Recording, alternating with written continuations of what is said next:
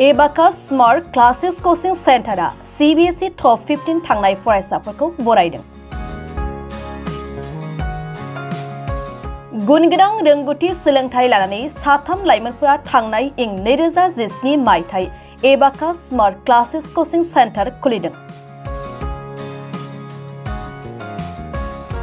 क'क्राझार सहरनि Don Bosco' साखाथियाव थानाय गंसे बिल्डिंआव बिटेक पास जानानै कृष्णा नन्दा बसुमतारी, सारासार बसुमतारी आरो सनाराम ब्रह्म साथाम लाइमोनफोरा सरकारनि फारसे साख्रि आसा खालामालासे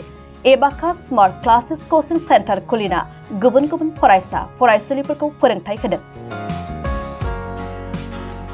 बे सेन्टाराव मेथ्स, फिजिक्स आरो बिगियान आयदाखौ फोरोंथाय होयो आरो थाखो 6 निफ्राय थाखो 11 सिम फोरोंथाय होनाय जायो। जोंनि खौरांनि गेजेरजों फोरमायबावदों दि बे गंसेल' एबाकास स्मार्ट क्लासेस कोचिं सेन्टारा जाय फरायसुलिफोरा सोलोंथाय लादों बे फरायसाफोरा मोजां जौखोन्दो लानानै उथ्रिसार जानो हादों होनना फोरमायो।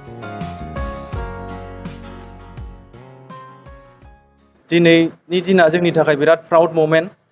जे जोंनि स्टुडेन्टफ्रा बिराद मोजां नाम्बार पार्सेन्टेज लाबोनानैहाय पास जाबोनो हादों। ओमफ्राय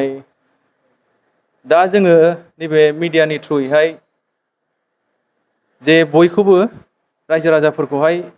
एसे मेसेज होनो नागिरदों आरोना। आरो जिहेतु जोंनि खाथि खाला बयबो गुबुन भाषा रायज्लायग्राफोरबो थायो नालाय, आं बिनि थाखायनो आङो एसामिस बा हिन्दीनिबो ऐसे यूज खालामनाय जागोन आरोना। तो प्रथमते मैं আপোনালোকক নিউজ চেনেলবিলাকক ইয়াতে আহি পিনি কভাৰেজ দিয়াৰ কাৰণে ধন্যবাদ জনাব বিচাৰিছোঁ যে আজি আমাৰ বহুত প্ৰাউড মোমেণ্ট হয় যে আমাৰ ল'ৰা ছোৱালীবিলাকে বহুত ভাল পাৰ্চেণ্টেজ লৈ পিনি মেট্ৰিকটো পাছ কৰিছে। আৰু তাৰপিছত এনেতো নাম্বাৰ অফ ষ্টুডেণ্টটো এৰাউণ্ড 30, 40, 50 তেনেকৈ থাকে। মানে কিছুমানে নিজৰ ফেমিলি প্ৰব্লেম বা কিবা বেলেগৰ শিফ্ট হোৱাৰ কাৰণে আমাৰ নাম্বাৰ অফ ষ্টুডেণ্টছটো অকণমান ভেৰি হৈ থাকে। আৰু কিছুমানে লাষ্টৰ পিনিও আহে,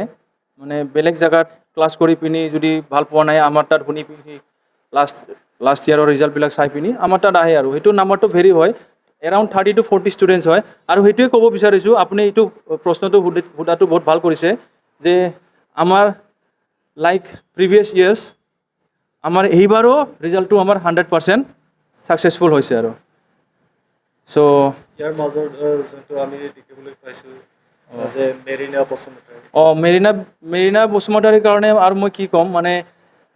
আমি সেইটোৱে ক'ব বিচাৰোঁ যে 100% ক্ৰেডিটটো আমি টিচাৰবিলাকে ল'ব নোৱাৰোঁ। 100% ক্ৰেডিটটো আমি ল'ব নোৱাৰোঁ, কাৰণ মানে টিচাৰবিলাকে কামটো কি হয়, পঢ়োৱা কামটো আমি পঢ়োৱাখিনিতো আমি ইন ডেপথ নলেজবিলাকতো দিওঁৱে হয়, কিন্তু নেক্সট কামটো হ'ল নিজৰ ওপৰত ডিপেণ্ড। আৰু ষ্টুডেণ্টছবিলাকে ঘৰত গৈ পিনি আমি যোনটো হোমৱৰ্কবিলাক দিওঁ, আমি প্ৰেক্টিছ কৰিবৰ কাৰণে দিওঁ, ঘৰত গৈ পিনি টাইম দিয়ে না নাই পঢ়িবৰ কাৰণে, সেইটোৰ ওপৰত ডিপেণ্ড কৰে। আৰু সেইটো কাৰণে মই মোৰ ষ্টুডেণ্টছবিলাককহে থেংক ইউ ক'ব বিচাৰিছোঁ যে আমাৰ কথাবিলাকে আপোনালোকে মানিছে, সেইকাৰণে আপোনালোকে সেইটো ৰিজাল্টটো আপুনি এইটো আজি দেখুৱাব পাৰিছে। চ' we as a institute we are very proud of you all, so thank you very much। আৰু সেইটোৱে ক'ব বিচাৰিছোঁ যে আৰু नेक्स्ट आगे जाके भी आप लोग खूब फलो फूलो, खूब अच्छे नंबर लाओ, जो भी करो लाइफ में वो सक्सेस और फेलियर्स तो होता ही रहता है। आज सक्सेस हो गया आप लोग, कल आप लोग फेल भी हो सकते हो किसी अलग फील्ड में जाके, है ना। तो लाइफ फेल होने से भी उसको सक्सेसफुल में कैसे बदलना है वो आप लोग को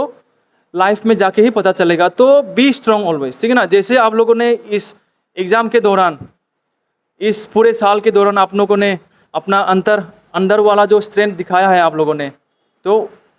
उसी तरह आप लोग ऐसे ही स्ट्रॉन्ग बनिए लाइफ में। जो भी हो जस्ट ट्रस्ट द प्रोसेस, यही मैं कहना चाहूँगा, ठीक है ना। और लास्ट में यही कहना चाहूँगा कि एक्चुअली बेवहाय 2 थाखोनिफ्राय क्लास 6 निफ्राय क्लास 12 सिम फोरोङो। आरो ओमफ्राय साबजेक्ट्सफोरखौ जोङो मेथ्स, साइन्स, ओमफ्राय बे क्लास गथ'फोरनिखौ 6, 7, 8 निखौ जोङो इंलिश ग्रामार फोरोङो आरोना। थ' क्लास 6, 7 आव आमी क्लास 6, 7 निखौ दा जोङो अल साबजेक्ट फोरोंबाय।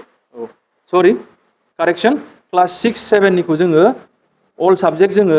एबारनिफ्राय लाजेनबाय आरो ना। स' मा होनोमोनलाय बेखौहाय मोनसे आङो कनफिउजन क्लियार खालामबावनो नागिरदों नैबे मिडियानि थ्रुयैहाय जे जोंनि मुङा जे एबेकास बाहाय नुनो मोनगासिनो दङ। बे एबेकासजोंहाय माखासे पेरेन्टसफोरना मोनसे कनफिउजन थायो जे जोंनि भारतीय जोंनि हिस्ट्रियावहाय जे बै भेदिक मेथामेटिक्स माखासे जोंनि सर्टकाट मेथड्स बायदिसिना जे थायो बेखौहाय बेबायदिखौ जोंनावहाय सोलोंथाइ होयो होननानै कनफिउजन क्रिएट जायो आरो ना। ओमफ्राय जोंना एक्चुअलि मा होननानै बुङोबा जोंना बाहाय जे क्लास 6 निफ्रायनो क्लास 12 सिम जेसेबां CBSE सिलेबास बा सेबानि सिलेबास बावहाय बे NCERT लेखा बा सेबानि मा टेक्सट बुकनि जा सिलेबासफोर दङ जों बेखौहाय नर्माल साबजेक्टसफोरखौ फोरोङो आरो ना। ओमफ्राय जोंना स्पेसियेलिटिया मा होनोबा जोंनावहाय मानो एफा मोजां रिजाल्ट फैयो होनबा जोङो एकदम जोङो जास्ट जोङो मखास्थ'ल' लाहोआ बावहाय जोङो मखास्थ'खौहाय दा खालामसो होनो जोङो बाहाय स्किलसो फोरोङो बाहाय जे इन डेप्थ नलेज गाव हारसिङै बानायनो लिरनो हानाय जोङो गोहोखौसो स्टुडेन्टनो फोरोंनाय जायो बाहाय जोङो नलेजखौसो फोरोङो बाहाय जे इन डेप्थ माबा मोनसे टपिकखौ फोरोङोबा